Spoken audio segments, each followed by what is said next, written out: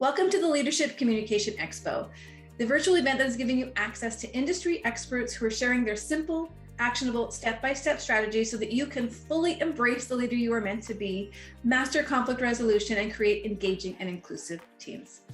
My name is Tammy Dunnett, your host, and today with me I have Katy Hope, the CEO and founder of Katy Hope Connections Ltd. She is a results-driven leadership coach with over 15 years experience of coaching within the financial services and more recently in not-for-profit and the military. Previously, Katy had a successful career in a variety of leadership and delivery roles with a well-known FTSE 100 bank. Katy supports and coaches leaders and managers to connect with others authentically, taking their teams with them and becoming the leader people want to follow. Using a range of different approaches to facilitate change that sticks, Katy provides individuals and teams with the skills to achieve positive outcomes for today and tomorrow. And today we're going to be exploring the question, can organizational versatility create underperformance? Welcome, Katy. Hi, thank you for having me. I'm delighted. This is a really thought-provoking question. When you first brought this topic to my attention, I'm like, oh, this is interesting. I'm really curious to dive into this. So first, maybe let's just start with what do you consider to be organizational versatility? And then we'll dive into the other part of that is it an underperformance issue? Yeah. So when I think about organizational versatility, if you imagine traditional organizations, you imagine people with a specific role, a specific task, and they would perform that task well in an organization. But as the demands of the world shift and we move more digitally, for example, organizations are starting to look at how they can be more creative with the people that work for them and how they can ask them to be more versatile in the roles that they do. So if I had to put that simply, Tammy, I would say that traditionally organizations look for a depth of experience, and that as they move towards a more versatile model, they're looking for a more breadth of experience. So you can effectively, instead of doing 5 tasks particularly well, they now want you to potentially do 10 or 15 tasks to a good level.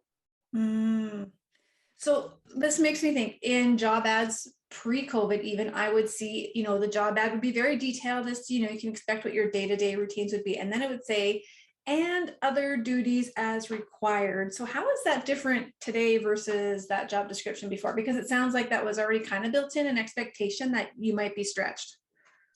It was definitely always built as an expectation. I think what organizations used to introduce was much smaller changes to a job role, whereas now they're getting a bit more bold in what it is that they're doing in terms of changing employee duties. And for example, if I use the UK, you can make a change of up to around 30% to a person's job role before you actually have to enter into a consultation with them. You sit and think about the things that you do on a day-to-day basis, a change of a third of your job role could mean quite a significant shift that you potentially don't get any discussion or say in. Whereas previously it might have just been, I'm going to ask you to do this small extra task. So I guess if I had to sum it up, the ask is getting bigger in terms of that sentence. Okay, so this is making me reflect back, obviously. This is what these conversations do for me, and I hope for the listeners as well. They're thinking back on their experiences, what they worked through, how they felt about it, and how they can then shift that in their culture. But as an educator, you're often asked to cover somebody else's class. They're shorthanded, they're off sick all of a sudden, and you're just asked to pick up and go in and teach a subject you've never taught before, without so much as having the autonomy to say, no, I can't prepare for this. And I can see that really leading, obviously, it led for me to some discontent with the organization. And I can see that if it continued to go that way, we could really have an underperformance issue. Yeah, I mean, if I had to put it simply, we start from a very young age being encouraged to become specialists in things. So as you move through early years of school, you discover subjects that you're really passionate about and you want to deep dive into those subjects. As you move through into higher education, you shrink the number of subjects that you work on down to the ones that you're passionate about, but also that you happen to be very good in. When you go to university, you deep dive down even further into a particular topic, such as business or history. And so as humans, we're programmed to take value from being good at something specific, which which is completely at odds with organizations that want employees who are flexible and able to cover a variety of tasks, roles, whatever it is that you might call it. So in your instance, Tammy, when you educate, you'll take pride, I would have thought, from the fact that you educate in the particular topic that you educate in, and then actually having your skills diluted may or may not make you feel like you're less valued in your role, or actually you take less pleasure from the role that you do, because you can't see where it is, where are my skills being used and how are they being appreciated. Well, that, and it's for, in that particular example, and I suspect this is going to lead into our conversation, is the time, the ramp up time to be prepared to be professional in the expectations which have now been put upon you in your job description. Sure, absolutely. So to use your example, in some cases there'll be ad hoc coverage where you'll look at it and go, okay, somebody's off sick, I can cover that for a couple of weeks, that's no big deal. But when it becomes a much longer term ask and you're being pulled further away from the things that you might hold in high regard, that's potentially where the mindset shift starts to happen.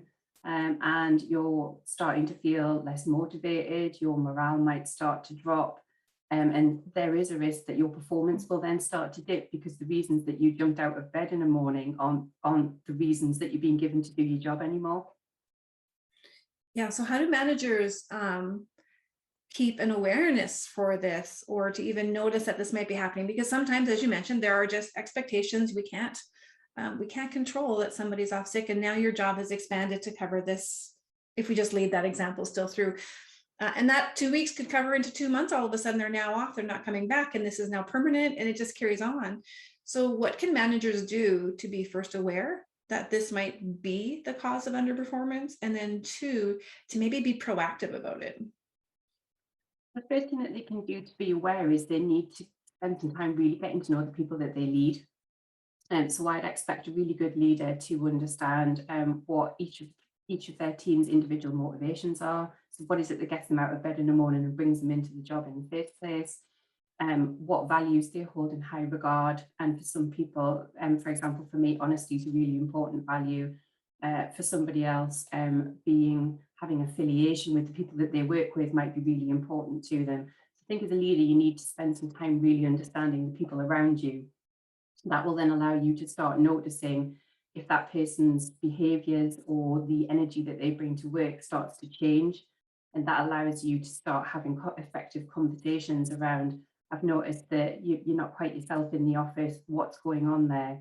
And if you've built that deep relationship where you understand what it is that makes your colleagues tick, you'd like to think that they'd feel psychologically safe enough to be able to say, well, actually, I'm pretty bummed about the extra work that I kindly picked up while someone was off sick for a couple of weeks.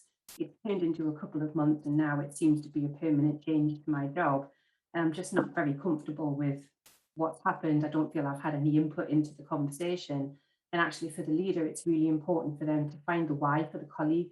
Why is it that I need you to do this work? And what can you take from it that you're going to get satisfaction or motivation, or feel really valued and rewarded as a result of having to take on those extra duties? Excuse me. Yeah, so it does sound like, a manager, it could be so easy, I think, as a manager, to hope it goes away, expect it will resolve with more time. They'll eventually get over their problems and they'll get back on board, and to almost anticipate that they would themselves find that own why, because they need a job, and in today's market, or whatever the rationale they might tell themselves is, they have to find that themselves. It's not my job. Yeah, and you'll probably get leaders who'll fall into two camps. You'll have the leaders that, as you've just described, will really hope that problem just goes away and sorts itself out.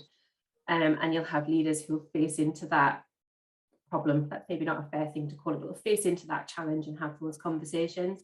For those that don't, you end up potentially taking something that was really minor that could have been resolved with one or two conversations, or perhaps a shift of the colleague's perspective. Oh, actually, I've never thought about that work like that.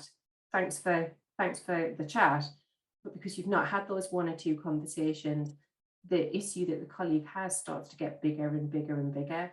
They feel potentially resentful that they've got this additional work that they now have to manage. It's taken them away from the stuff that they were really passionate about and that they held in high regard. And then thoughts can start to occur, such as, well, actually, I'm not enjoying my job as much as I did, so I'm not going to work as hard in my job. Whereas I might have stayed 1 hour or 2 hours when the work was really piling up. I'm going to put my coat on and I'm going to go home. And it's that in terms of the hidden cost of possible underperformance in an organization. And it's really important for people to hear that when I say underperformance, I'm not always talking about true underperformance in that someone's incapable of doing the job.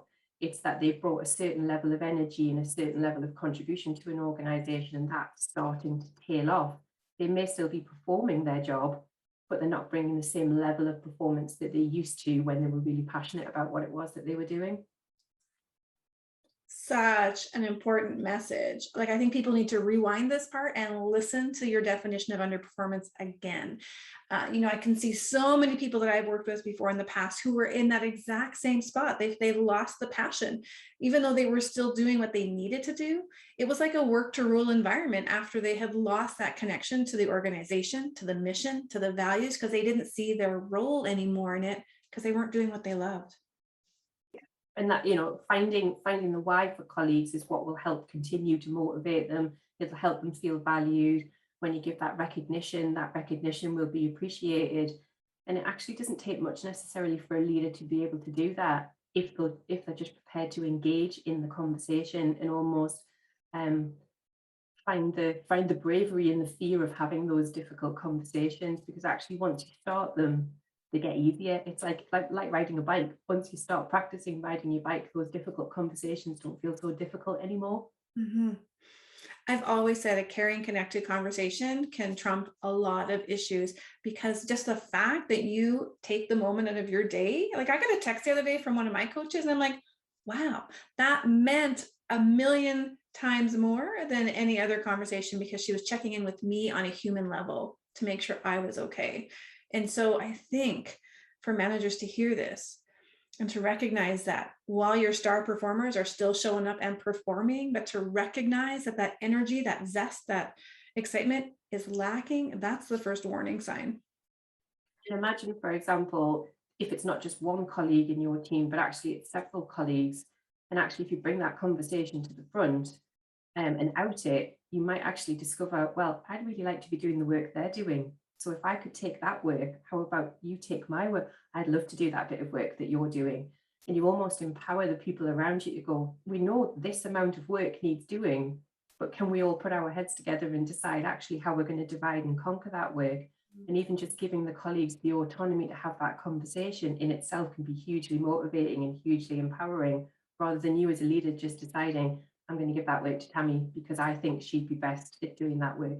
You might be the most qualified person to do the work, doesn't mean you'll be the person that's most passionate about doing that work. And giving people meaningful work to do, I personally think is really important, because that's what's going to keep them coming back day after day after day. Yes. Yeah, you want them to do quality work, not quantity work. Very important. So what does it cost an organization that doesn't address this? You almost end up with a big rock that you push from the top of the hill and it starts rolling quicker and quicker downhill. So it might start off with something really small, like we've already described, which is the work to rule, with a colleague not giving you that extra sometimes when you need it. But actually it can almost roll even further, Tammy, in terms of that colleague being less productive during the day. So the work to rules brought them down to a basic performance level, and all of a sudden they're starting to dip below that expected performance level. And that can have several ramifications. So it can have ramifications for the individual colleague in terms of their performance is starting to drop, but it can also have ramifications right across a team. So if you're not completing all of the work that's asked of you, someone else is going to have to pick up the work that's not being done. And if you've got a great team around you, that team will for a while rally around. They'll pick up that extra work and think that colleague just needs a bit of support. Maybe they're having a bad time. And for a lot of colleagues, they'll bounce back as a result of, I really appreciate the team helping me out for these last few weeks. I'm gonna pick myself back up and I'm going to show up as I'm meant to be. And for some colleagues, that'll be great. There's no intervention needed from the leader.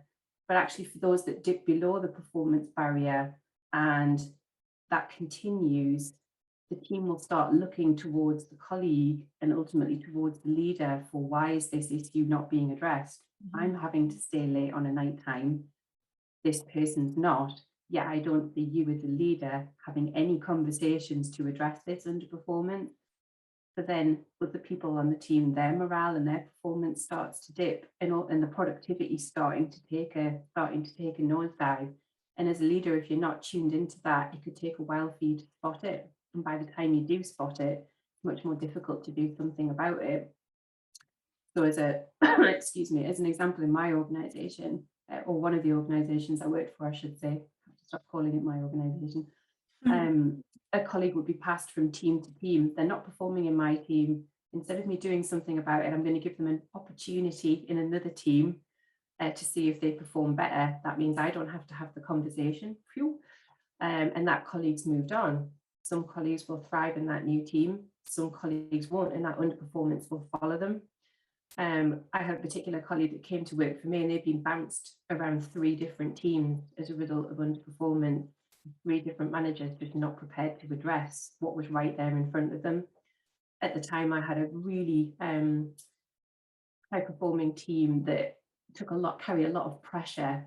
And when this individual came in, it was immediately apparent that they just weren't going to meet the required standard for the role.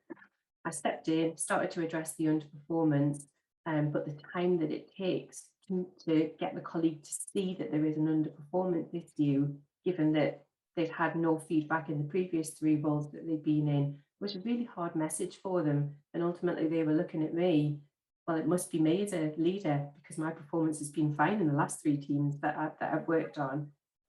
So getting the colleague to even understand in the first instance that there's an underperformance issue can be difficult before you even get to the conversation about, so what's the gap? What is the gap that I need you to close to bring your performance up to the required level? So to put it into monetary terms, if that's useful for the audience, and for one particular colleague, it took me 12 months and it cost my organisation 70,000 in lost productivity. And that's a conservative figure, Tammy. That's all of the hours I had to invest in managing that colleague that was underperforming. That was time from other managers having to support me when the process got a little bit more serious and a bit more official. And a lever arch file of documentation to satisfy our legal people that actually we'd done everything we could for this individual and they just weren't meeting the standard that we required. Imagine what an organisation could do with £70,000 that they could invest in teams that are already performing to become high performing. Imagine where your organisation could go with £70,000 of investment. Imagine, right? And that's just your time. If that person had already been on 3 other teams, multiply that by 3 and multiple years, many people's effort, whether they were hoping and brushing it off, thinking it would fix, they probably already endured a certain amount of time where that underperformance was affecting their team. And so that's before you count that's before you count the cost of the impact to the rest of the team who don't know that any of this is happening.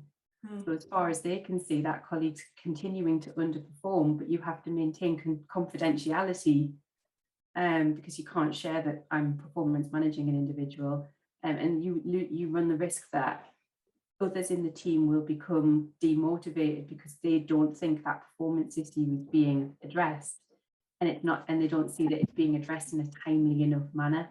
Right. 12 months is a long time for a team to be carrying somebody that's not performing to the required standard. Is there a balance? So now, having been on the other side of that, on a team where we had someone who we looked like the leader wasn't doing their job, is there a balance? How can a leader still rally their team, reassure them they're working behind the scenes without breaching confidentiality? It can definitely be done in one-to-ones. So in my instance, the conversation would inevitably turn to their concerns about other members on the team without naming any names. A comforting sentence for me is usually, I am aware there are some problems and I'm doing my best to address them. I can't say anything else other than that, because it wouldn't be fair to say. Who and what? That's usually enough to kind of make a colleague aware that you've seen something and you're trying to address it. And they may or may come back and ask, and each time you just have to be honest and go, I can't say any more about it, I'm sorry. Mm-hmm. Very interesting. I think this puts managers almost in, the words that came to mind as you were describing your situation, having this person come onto your team, passed over 3 times, was double jeopardy. In that you're in this role, you want to have fresh eyes on this person as to not be tainted as to what they are potentially going to do to your team. But at the same time, you need to be the person who's like, okay, somebody needs to step up here and share some insights with this person. Absolutely. And it can be it's a really hard message for the colleague to have to swallow. And that's why it's so important that I almost call it addressing bite-sized underperformance. Call it out when you see it. And it could be the tiniest of little gaps. But if you have that conversation with the colleague and make them aware, it's so much easier to close that tiny gap than it is to close a huge gap. And bite-sized underperformance is a easier conversation. It's less in depth, and it should in theory be less scary. If you just made this small change, actually you'd be doing a much better job. Okay, yeah, I can do that, as opposed to actually we've got this and this that we need you to work on now. What happened? Why did nobody tell me? Yeah. You'd want to know if it was you.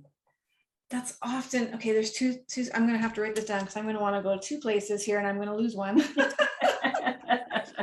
thing I was thinking is, I feel the safety in having that bite-sized conversation. Like if you were my boss and you noticed something and you called me and said, hey, I've noticed, I'd be like, oh, you've actually noticed that I've been struggling.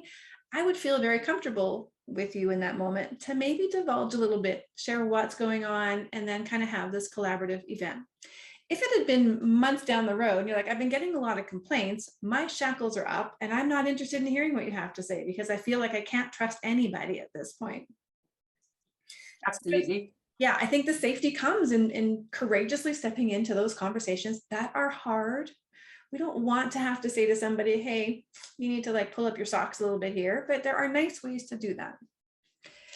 The second thing that came to mind was abrasive leaders. This is exactly the culture that breeds abrasive leaders, in that nobody tells them that they have performance problems. They keep getting promoted through the organization because they perform. This is a little bit different. Maybe they do perform. They bring in the money, they bring in the whatever it is that they need them to do.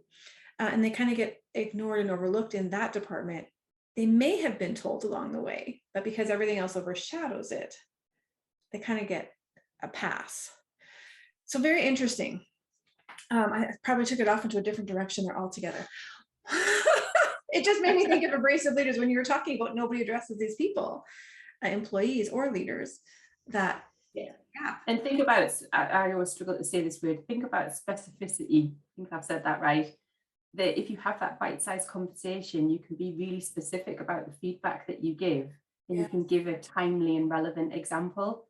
If to the example that you used, Tammy, that we've had this and this over the last few months, it becomes much harder for the colleague to step into that feedback because they're trying to cast their mind back 3, 4, 5 months ago and bring that example back to life. It's really important not only to have that bite-sized conversation, but to have it in a timely manner. Not necessarily the instant that somebody's done something wrong, but don't leave it weeks or months before you go back to a particular issue that you had. It's guaranteed to, I think the words, you get your hackles up or get you all defensive. Absolutely. I wanted to share this with you because timing is so important, and you bring up a really good point. So for leaders who are thinking, I'm going to do this tomorrow, I would encourage you to think, why am I putting it off to tomorrow?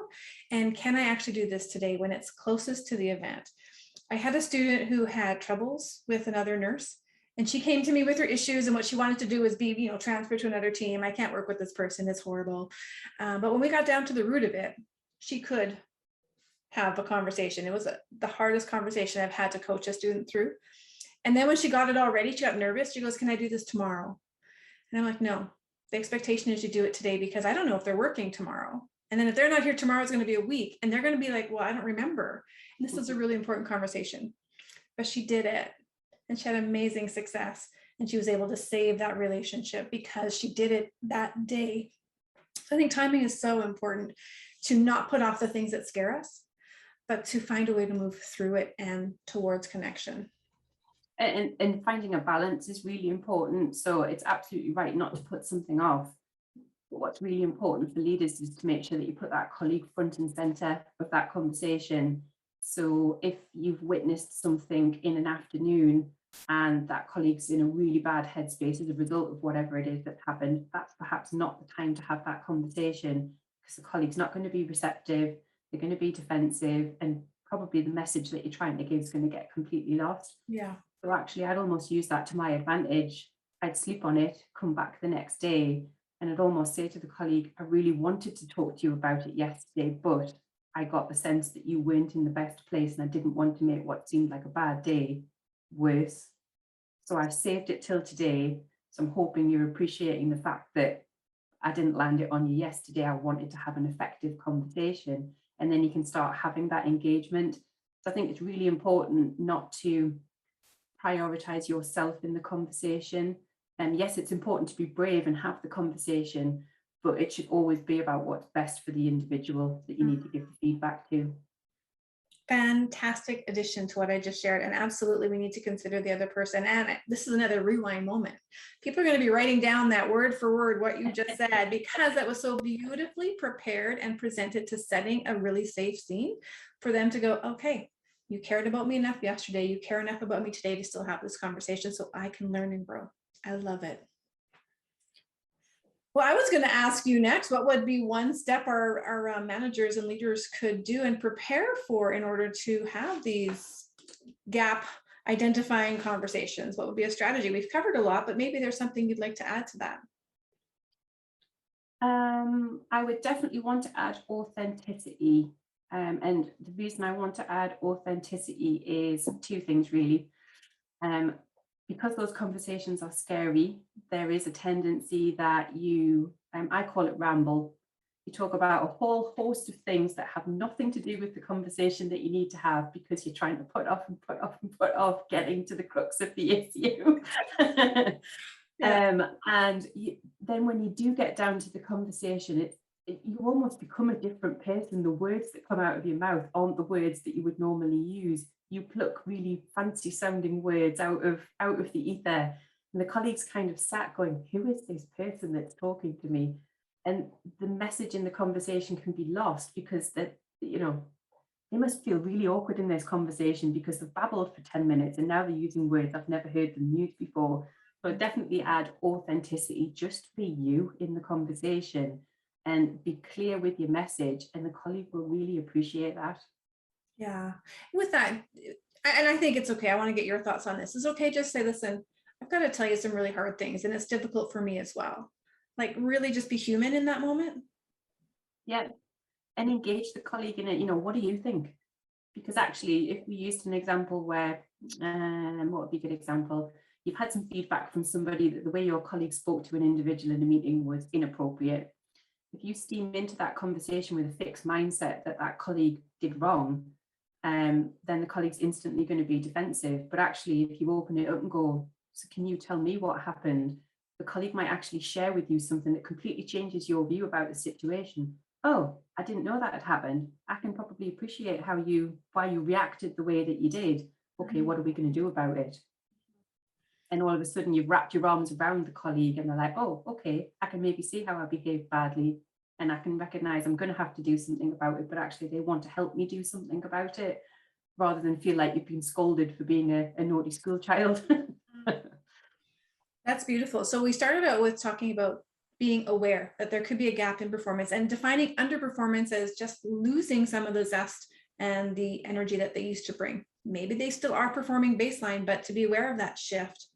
And then to get curious about that, and to address the gaps as they come, and not to wait and not to hope, but to actually step into those moments, scared, doing it scared, and setting the stage and being human with that, and really just being curious to understand their position first before you can then, how do we bring you back up kind of thing. Absolutely. Sounds beautiful. I love this conversation so much. Now you have a giving difficult feedback. Is it a PDF, a download? What is this for our audience today? It is. It's a little ebook that I've written, and it's actually based on scariest times. So I've built a mnemonic around the fact that it's one of the scariest times for a manager. It's a checklist that you can use and where you need to approach a difficult conversation, and it basically lays out all the things that you need to think about in setting the scene for that conversation. And so some of the things that we've already touched on, such as having specific examples, being authentic, making sure that you find the right environment to have that conversation. So if you anticipate that the colleague might react quite angrily or quite emotionally to your feedback, I wouldn't suggest a glass meeting room in the middle of the office is the place to have that conversation. So it's just a checklist to go down of things for you to consider so that you can make that conversation the best conversation that it can be. It doesn't mean that the conversation won't still be hard and it won't be difficult, but if you can implement those steps in the checklist, you've at least got a chance of it being a good and effective conversation. And then it adds on the bottom, just a little reminder that don't forget that people take time. Never underestimate how long one of these conversations can take. So slotting it in 10 minutes between your last two meetings, you know, the message is going to get lost because you're going to rush the conversation and your mind's already off thinking about where you need to be. So a wise person once told me people take time, and they were absolutely right. That's amazing. And not just time in the moment, but I would think the reflection piece that happens afterwards can often change the result in the next day, or even a couple of weeks later, they may go, oh, that's starting to resonate. I'm seeing it now. I didn't see it before. Maybe I was resistant. And I would just add, and I'm not sure if this is in your checklist, but for the manager to release any attachment to the outcome, that they can get the best case scenario, but just to simply be in the moment, human to human, connected. Yeah, talk, silence, listen. Yes. Say what it is you need to say, pause and let the colleague digest what's being said, and then listen to what the colleague has to say and start to have a two-way conversation. Yeah, and don't make their reaction or their response a measurement of your performance. This is just really learning, and sometimes we have to navigate and shift and come back and try again too as managers. It's not a one and done. It's not a perfect system. And you know, just because a colleague's been receptive to a piece of difficult feedback 2 weeks ago doesn't mean that they'll be receptive today. We're complicated human beings, and it can be something as simple as you had a bad night's sleep the night before, you were in the car on the drive to the office and you had really bad road rage with somebody. It can be all manner of reasons that can change a person's reaction to a particular set of circumstances. So always approach each circumstance as a brand new experience. Never assume that a colleague will behave a certain way, because I can guarantee you'll be surprised. That's right. Stay curious, people. Awesome. Well, thank you so much for joining us and sharing your zone of genius with us today. It's been an absolute pleasure. It's been my pleasure. Thank you. Thank you. And for those listening, don't forget to grab the download. There will be a link just below here, and you can stay in touch with Katy. All of her social media stuff is there as well. Thanks again. Thank you.